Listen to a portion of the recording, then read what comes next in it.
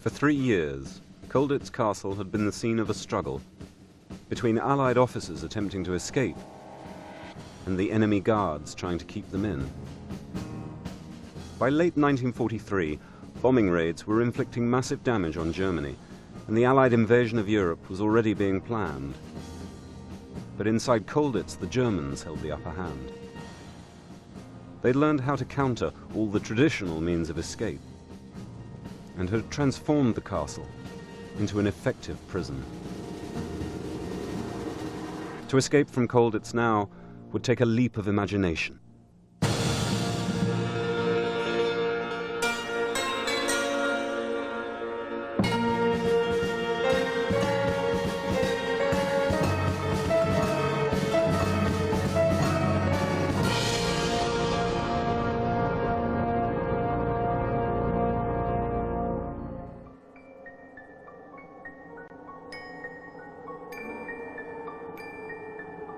It was winter, snow was falling. December 1943 we're now talking about.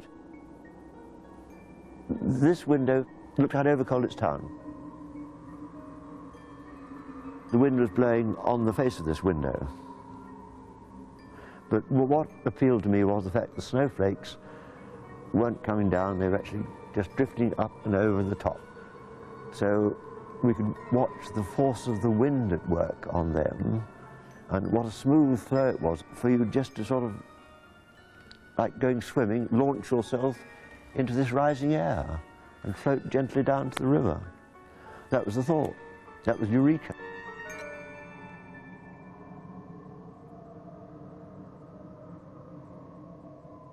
All the other methods of escape had been attempted by somebody. And the French had dug an enormous tunnel under the chapel. People had gone like Jack through the wire. Lots of people. A few people had gone through the gate. Eyre and Eve had gone out of the theatre. All these places had been sorted out and used.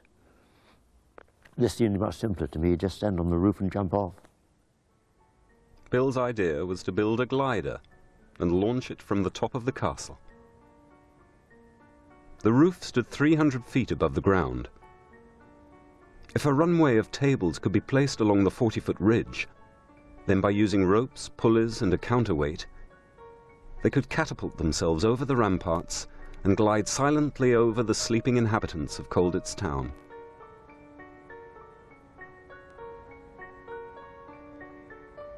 Across the river, they could see the perfect landing place.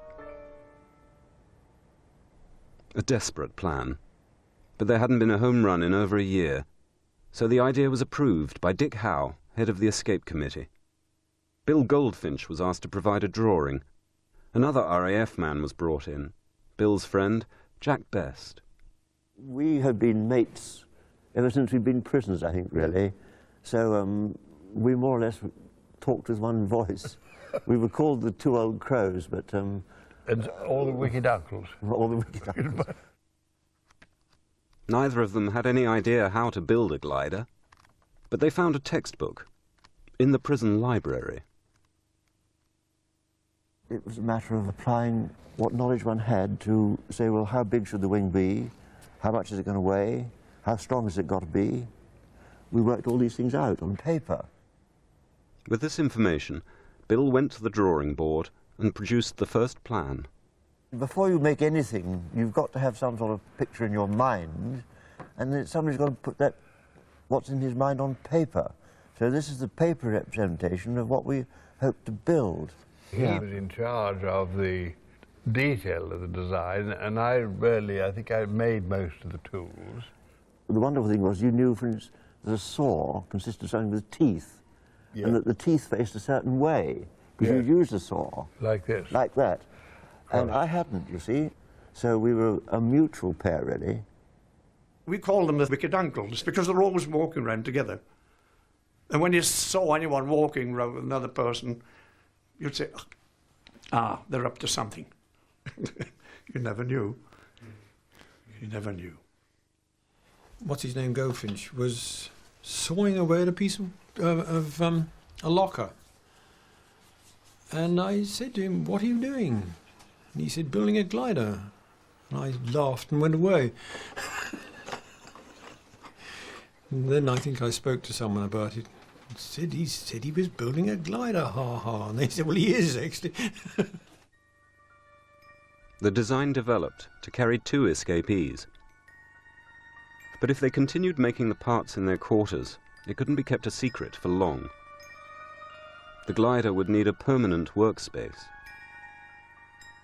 I don't know, I suppose that top bit is the theatre.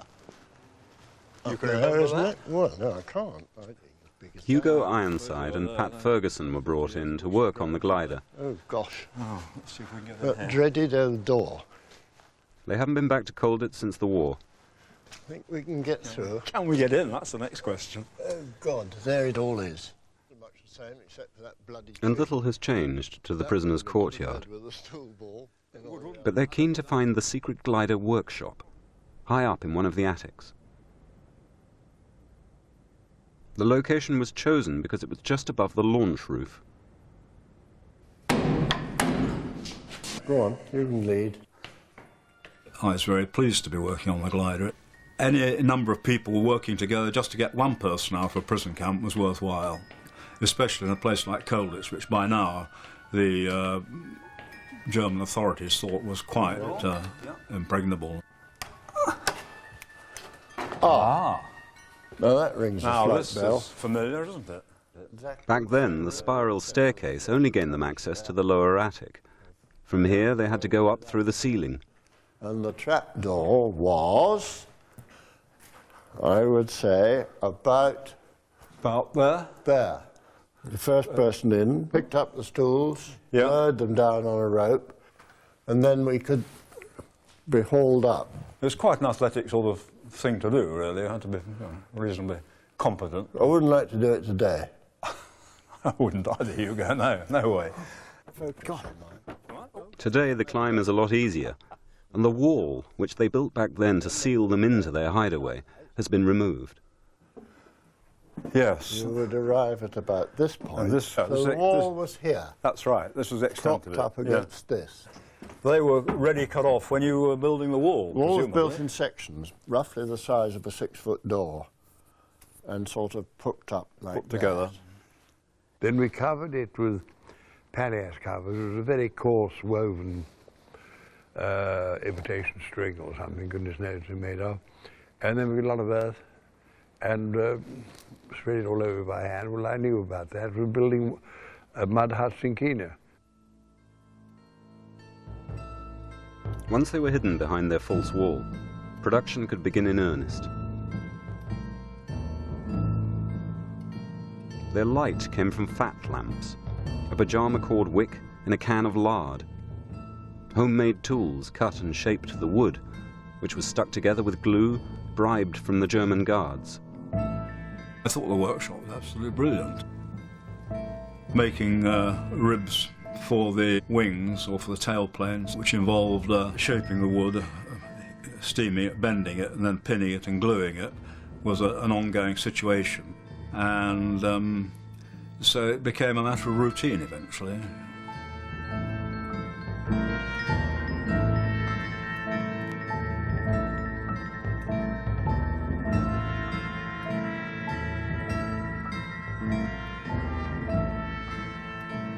We were in a great big castle, ancient castle, lots of wood, lots of stone, lots of metal about, and it lay all around you for the taking.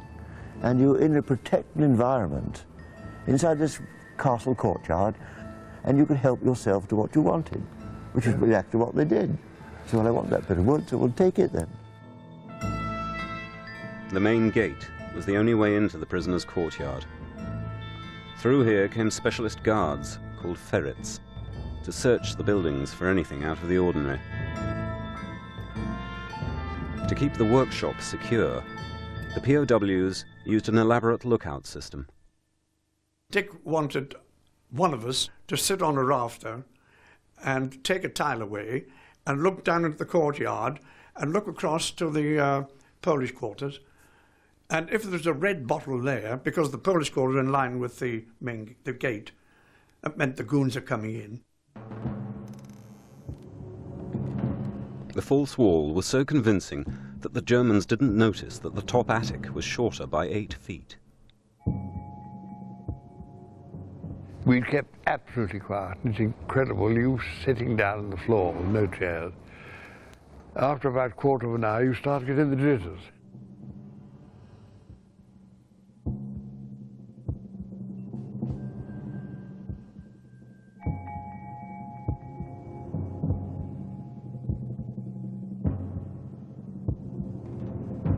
The lookout system required 12 men positioned around the courtyard.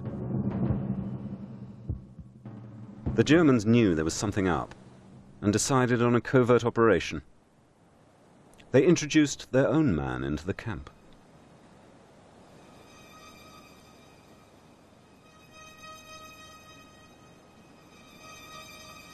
Roy Walter Purdy, a sub-lieutenant in the British Navy, entered Colditz in the beginning of March 1944.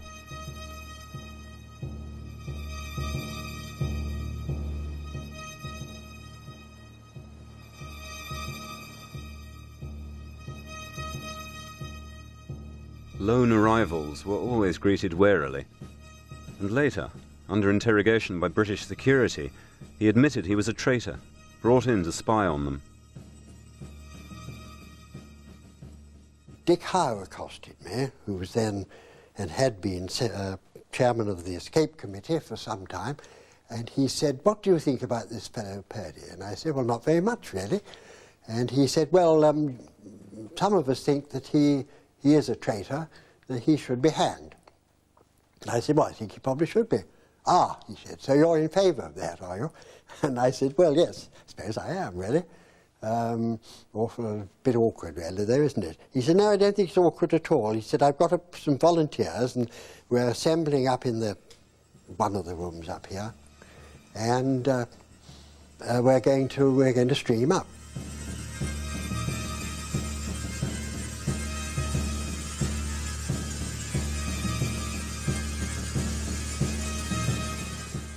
And I came up, and there were these people, and this wretched chap, terrified, I suppose, Dick Howe addressed us, and he said, "Right," he said, "now we're all here because we agree that it is our very painful duty to carry out the hanging of the traitor Purdy.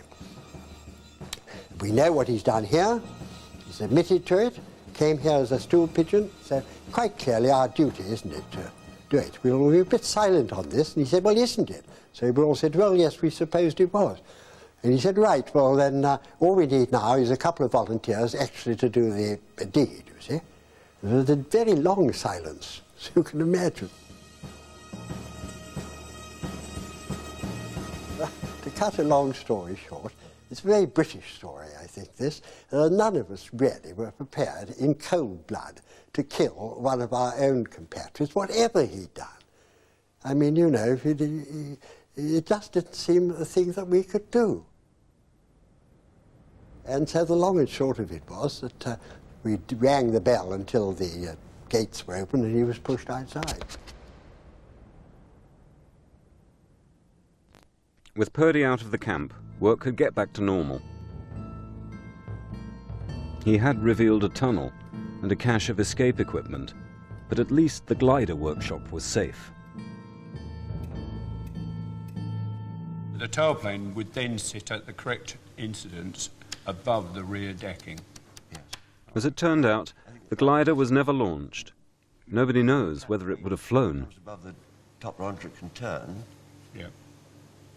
And you've then got your 4.5 bolt hole. Bolts, sorry. Yeah. So Bill Goldfinch's original design for escaping from Colditz will be rebuilt here at South Down Aero Services in Hampshire. Lovely simple fixing. Yeah, I agree. If you've got a nice long bolt of the right length, and can drill a long vertical hole, which we certainly couldn't. That is an ordinary German table knife, snapped off and sharpened in there. The first one I made was out of a chair leg, which was square, and I dug that all out of the penknife. I think that probably covers the Fripps are a family of light aircraft builders who specialize in gliders. One thing I didn't explain on the saw. The wings will be built by pilot John Lee, who hopes to fly the plane. Frightening about the design and the way it was constructed. But this explains how you made all the narrow sections for the ribs, because this would pass down the... That's right. Yeah. This was a spring out of a gramophone. That, of course, is a bar off the window. To have it, and the bolts gone there they came from. But when you took the bar off the window, why didn't you climb out of the window? I hadn't got a rope handy. Put your hand in. I haven't seen that one since the day. Haven't you? No. Oh, gosh. Oh, I think that's the most marvellous thing I've ever seen, yeah.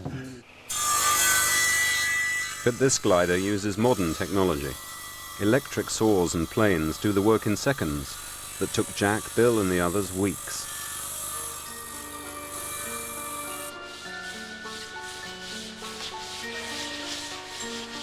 We never had any sandpaper. The replica is following Bill's plan to the inch. Within 9 days, the shape of the aircraft is emerging. It took the prisoners months to get to this stage. Compared to the original workshop, marked out on the floor in tape, they have a lot more space. At the rate they're going, it'll only be a matter of weeks before the second Colditz glider will be ready for takeoff.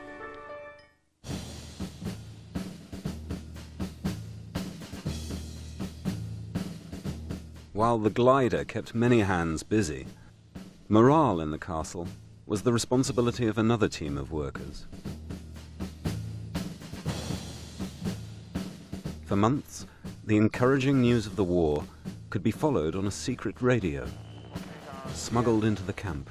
British and Canadian troops of the 8th Army have landed in southern Italy. At 4:30 this Friday morning, on the 4th anniversary of the beginning of the war, But progress outside still offered no hope of immediate release. Many of the inmates of Colditz prison were now spending their 4th year in captivity. Inventive minds had to think of other ways of escape.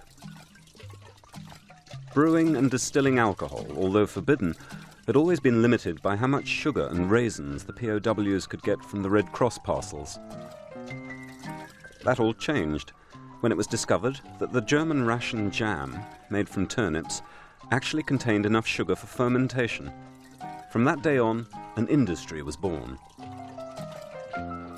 For some POWs like George Drew and Pat Ferguson, it was a process which they perfected. What was the worst part about being a prisoner? The bloody boredom. How did you get over the boredom? Well, one of the ways was to get stone out of one's mind. Shall I pour it in? 2 weeks ago, at the new moon, George laid down his first brew since the war, a mixture of yeast, water and jam, to try and recreate the famous Colditz jam alc. The equipment for the still was purloined from the German kitchen. They serve soup in things called cubles, which are large sort of aluminium dustbins. A mix going here.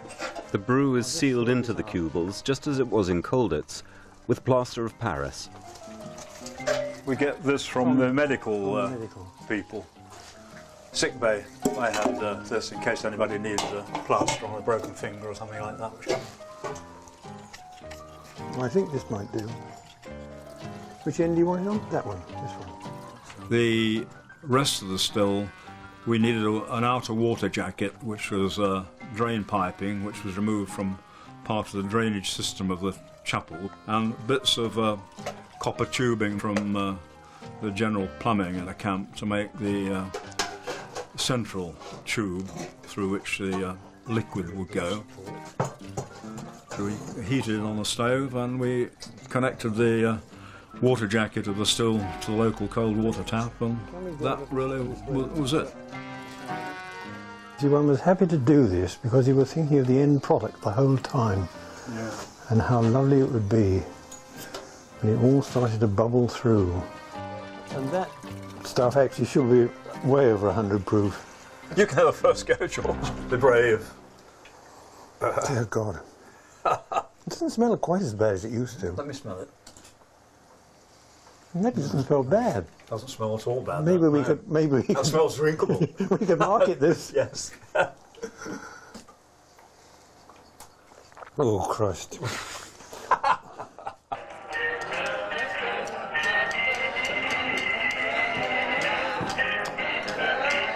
My first really recollection of drinking was New Year's Eve 1943, which everybody was brewing madly to have a party.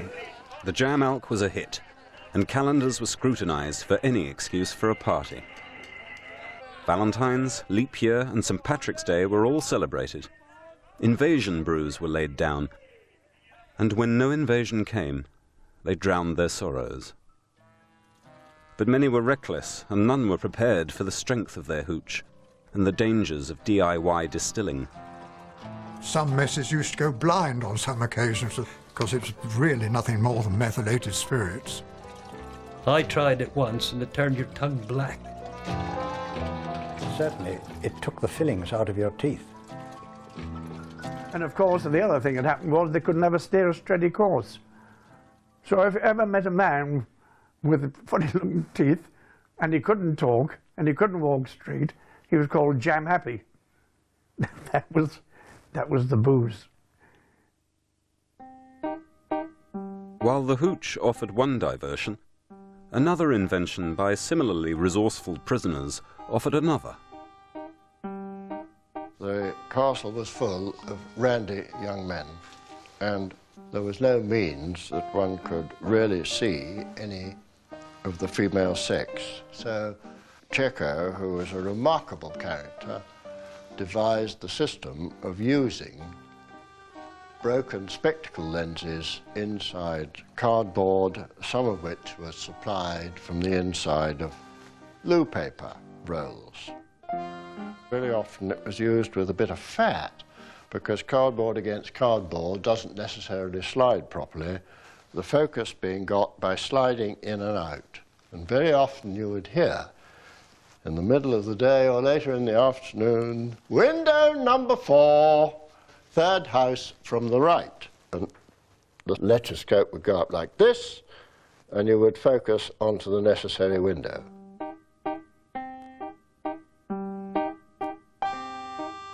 And if you were lucky, you saw something, and if you were unlucky, you didn't. You might see a female undressing, you might see a little bit of sexual activity, which of course caused an enormous amount of furore, as you can imagine, because the only females we had here were male ones dressed up. The leading ladies were incredibly convincing. They really did try and make up to look like proper women. I remember feeling actually quite sort of embarrassed to find oneself standing up behind one of these chaps in the shower, because they all had long hair, obviously they'd grown it for these parts, and one began to wonder what was going on. I don't think, as far as I know, there was any active sex, homosexuality, none that I know of at all.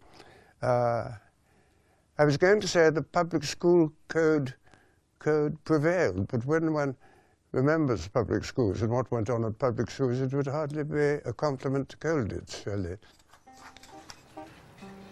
To my mind, I miss the sight of a naked woman more than I can think, and therefore why not carve it? But I don't know whether you've ever done any wood whittling, but it does take over after a time. She happened to come in February, the last month I remember carving. I must have done about 40 or 50 of them, I suppose. The only trouble is memory was lacking.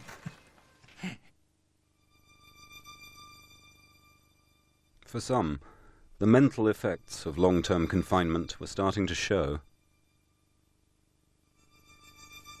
Can you imagine living in this room for 3 years?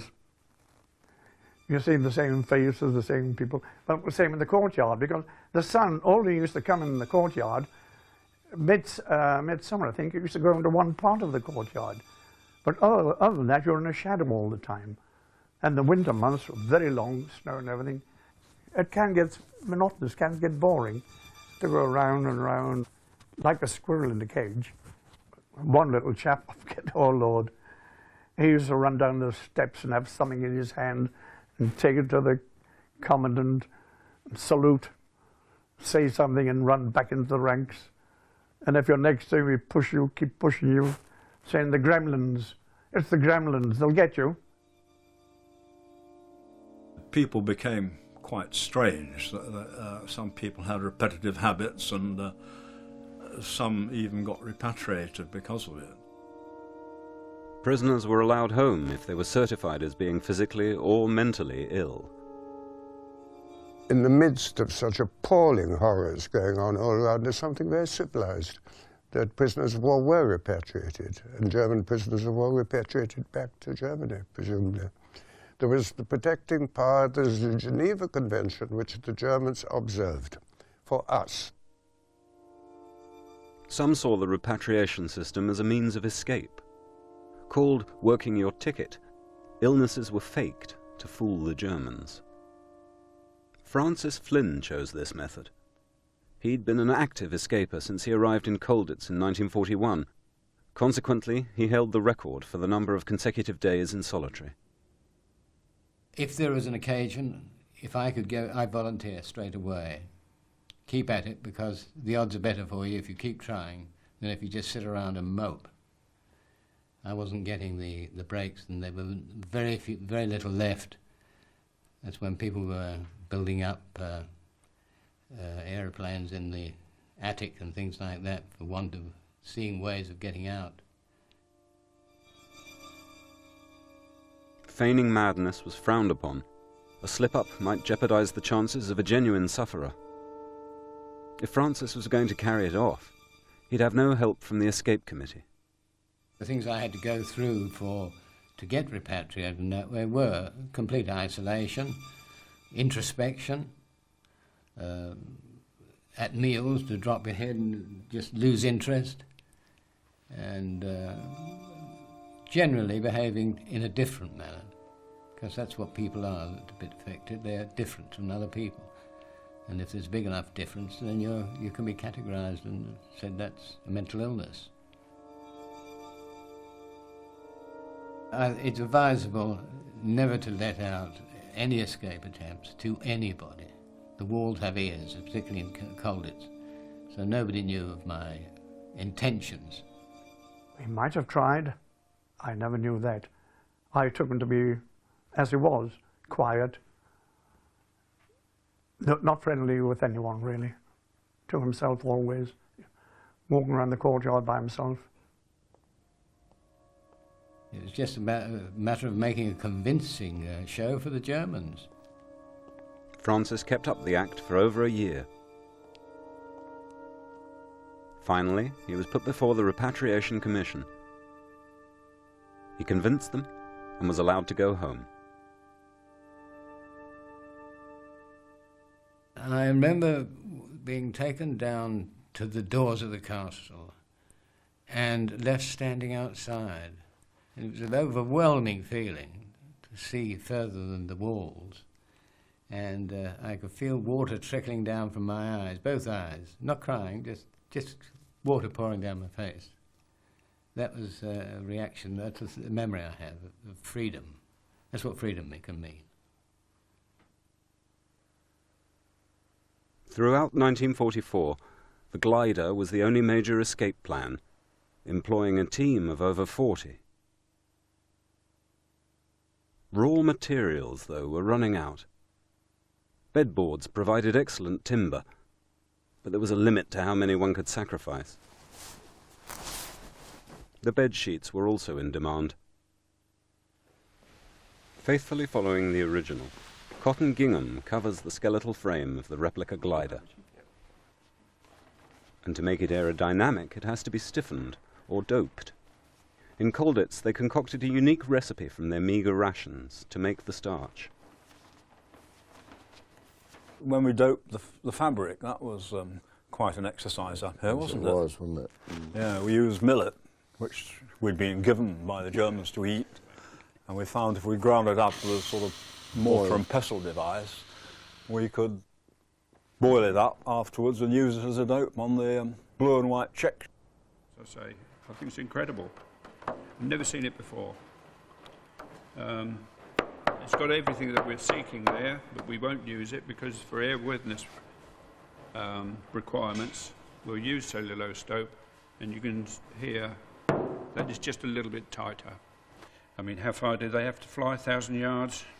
That would have lasted easily. But it's very, very interesting to see how small the workshop was now. Exactly. Because, I mean, the tailplane stood about this high, didn't it? Yeah, it did. Yeah. The rudder and... And towards the end, of course, when we'd got all the fabric on the damn thing, you had to be pretty careful where you stepped. Yeah.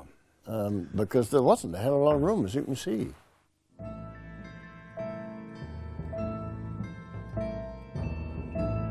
Despite the crowded conditions, a space was found in the workshop for a young army officer with a singular idea. An escape plan that was to make him the last man to get out of Colditz.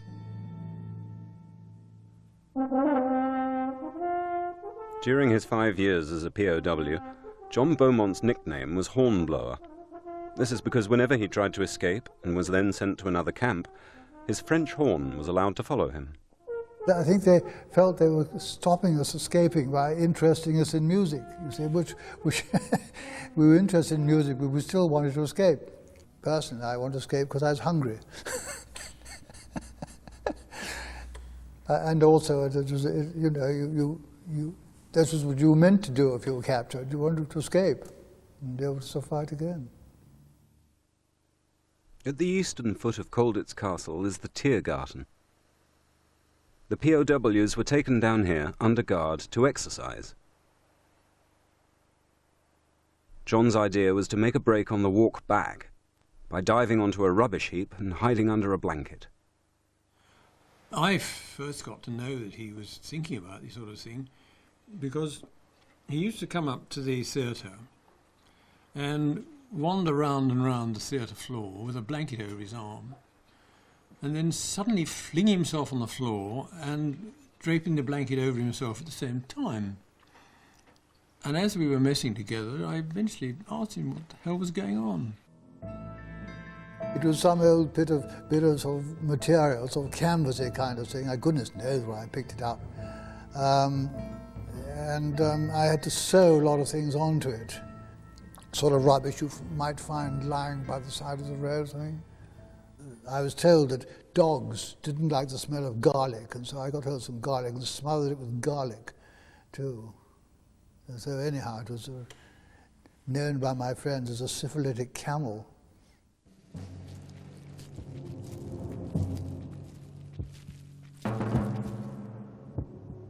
I heard the Alsatian coming up. I thought, oh God, this will be it, because the dog will sniff it out. But whether the garlic prevented the dog doing it, I don't know. Anyhow, he passed by.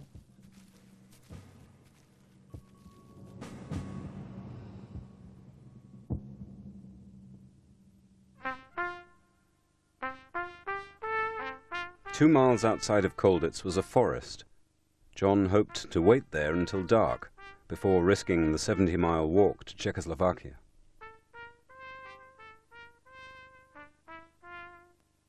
However, patrols had been alerted to an escape from the castle.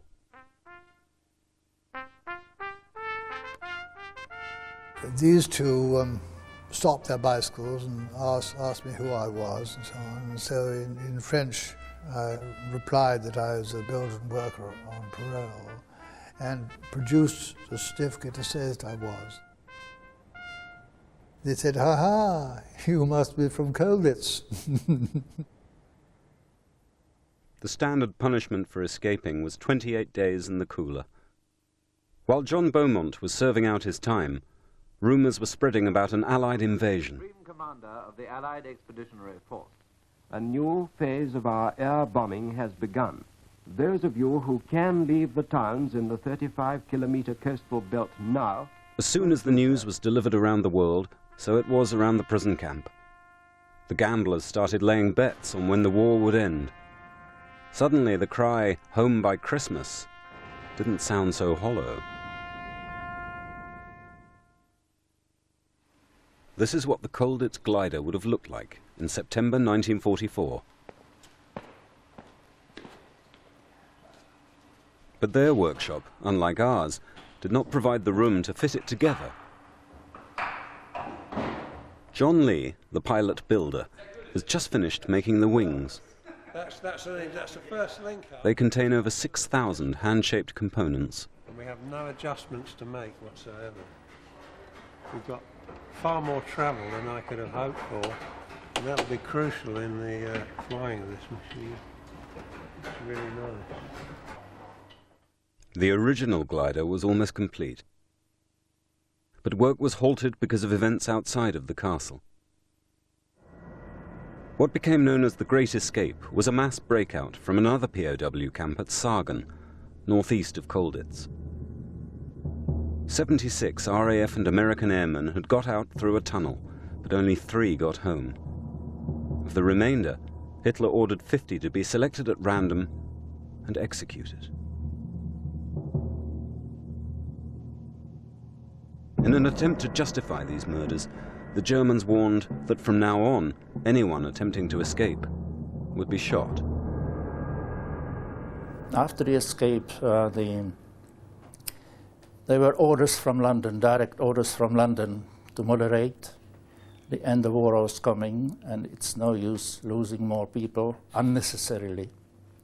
That order was passed to all the camps, as far as I know, to Colditz, to Stalag Luft 3, and probably most of them. So when we got to Colditz, there was still plenty of action, but there was no escapes. But there was one man at Colditz who was not prepared to sit out the war. He was the most prolific escaper of World War II, spending as much time on the run in Germany and Poland as he had in prison camps. His fame as an ace escaper preceded him. The Germans dubbed him the Red Fox. In the 2 years Mike Sinclair had been in Colditz, he'd made 3 bids for freedom, each one months in the planning. The most audacious was disguising himself as a German officer. But he was shot and injured in the attempt.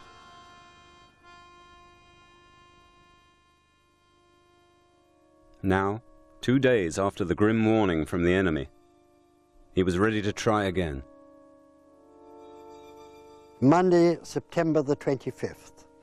I was sitting in the bedroom, writing at Martin's table a letter to my mother. The time was just before 3 o'clock,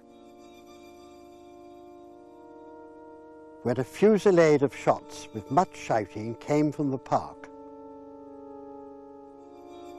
It was old Mike making his last and most daring escape.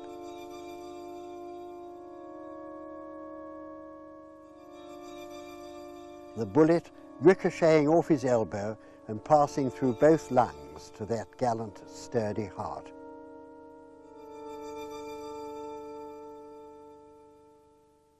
No one has tried harder than he in this war to do his duty, despite the many difficulties, disappointments and setbacks with which he had been faced during 4 long years.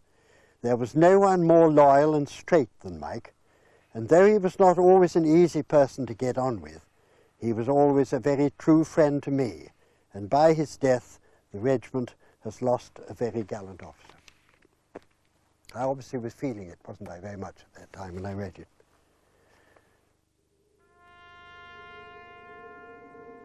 There were no more escape attempts from Colditz. By winter 1944, Germany was in retreat and the country was in chaos. The Red Cross parcels couldn't get through, and the prisoners of war were desperately short of food. I think we all develop ways of sleeping to get over the worst pangs, and the normal one was to sleep with one's clenched fist, sleep on your face with a clenched fist in your stomach, so that at least the walls of your stomach weren't sort of flapping uselessly, but felt that they had something in. There was a library there, but a lot of the pages were torn out. It would be describing either a sausage roll or something. It'd be something to do with the food. You'll get 2 chaps walking round, weekly round the exercise thing, saying, "Do you remember that lovely steak we had at Simpson's?" "Oh, it wasn't anything like the lobster thermidor I had so-and-so." Drooling with saliva and not a hope of getting anything. Sources of protein were hard to find, and the POWs couldn't rely on their captors to provide meat for the table. The pigeons were difficult. They would come only if you offered them a lot of food, and that wasn't available very often. Any bird, even sparrows, were fried. I got some meat with a bone in it. Now that was wonderful. A bone, you know, after 3 years. And, you know, made the most of it. And I remember going back the next day, and John Watton said, "How did you get on, John?" "Oh," I said, "a good meal, John. A bone in the meat. Wonderful." And then he said, "Have you heard?" I said, "No." He said, "The English cat's missing." We skinned it and we boiled it up. We boiled it up with some lentils. It's a very greasy meal, actually, cat. But, I mean, it filled an empty spot.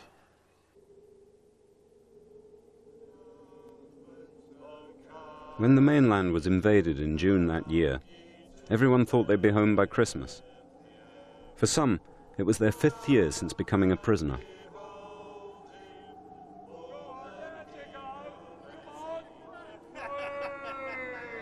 Inside the courtyard, it was 7 below, and Flight Lieutenant Cheko Chalupka, a true gentleman, was paying the penalty for losing the bet he'd made back on D-Day.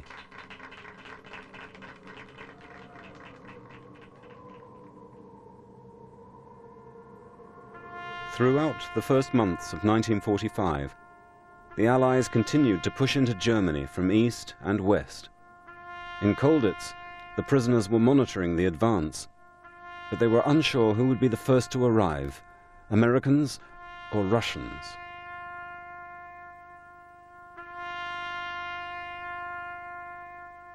I was, on this famous weekend towards the end of April, here at this window, preparing the lunch, such as it was, and looking out, as was my custom, across this expanse of countryside, I suddenly noticed, just to the left of that line of trees there, a blob or two that weren't there before.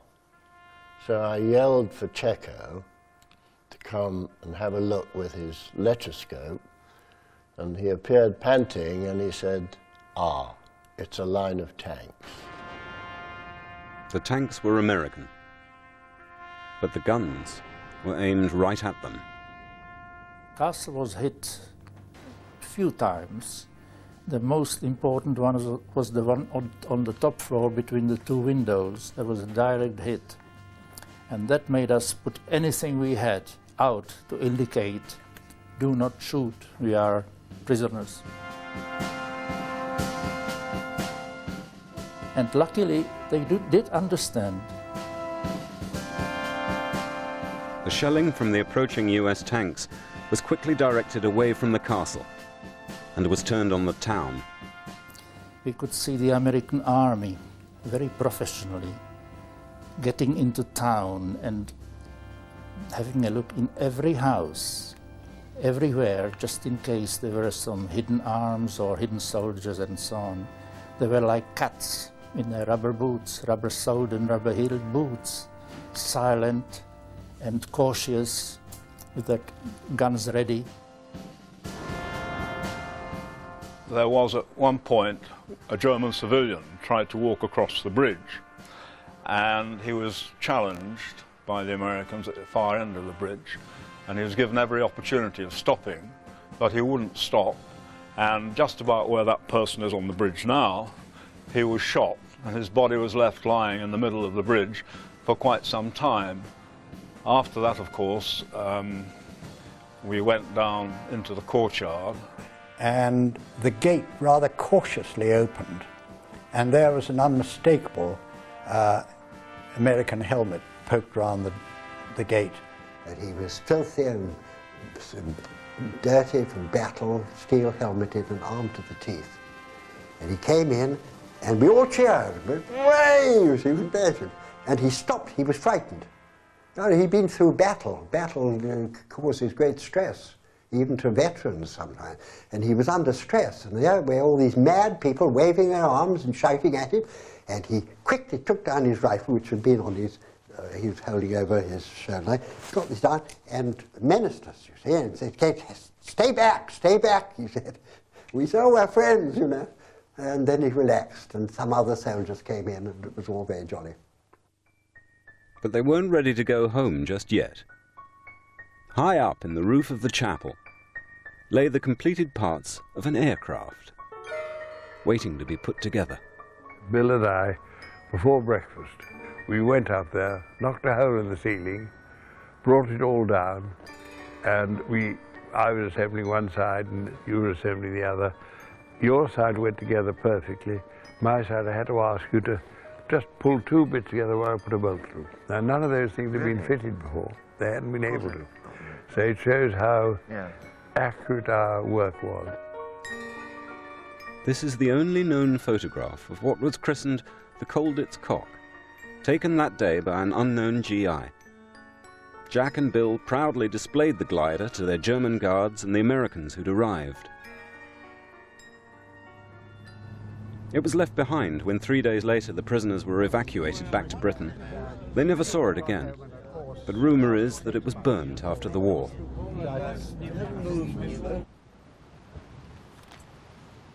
Now, more than 50 years later, they will witness the rebirth of the Colditz cock.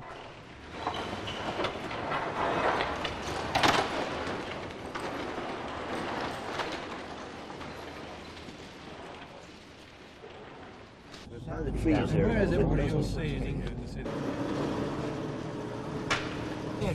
Ah, good Lord. Hang on, stop. We've met it. The fabric's gone beautifully. Look, it's so smooth and shapely.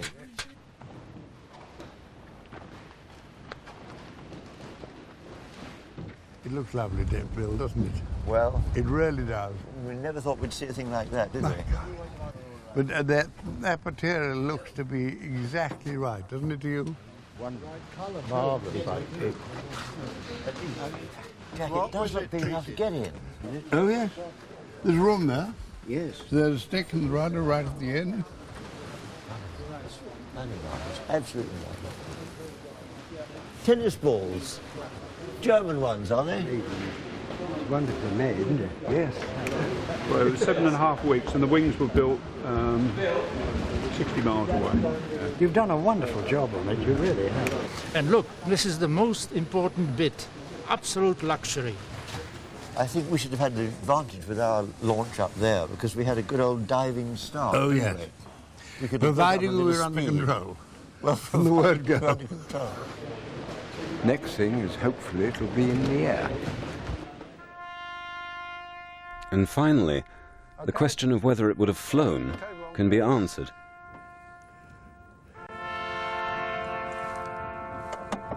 That's all out.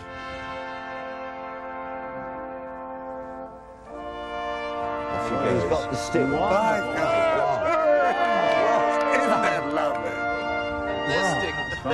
Didn't need 40 feet to get off. It was nothing. So quick, 33 feet. That was beautiful. He's cast off. I never believed you'd get airborne as quickly as that.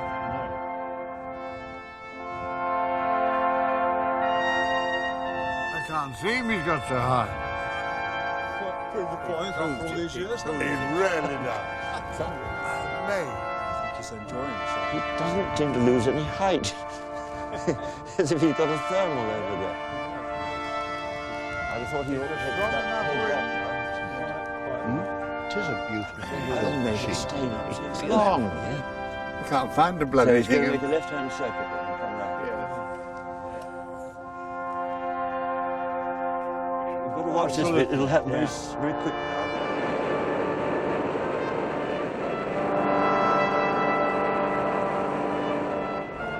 Positioning it beautifully, isn't it? Beautiful. Yes. I think we should have invited Pupka and Eggers. Hold on. Oh, Stay we still. should. Perhaps they are watching. Perhaps they are. Level out, float, and just kiss it. Look at that. Beautiful. Hey! Oh, you can have all the... Brilliant. Brilliant. Really is. Brilliant.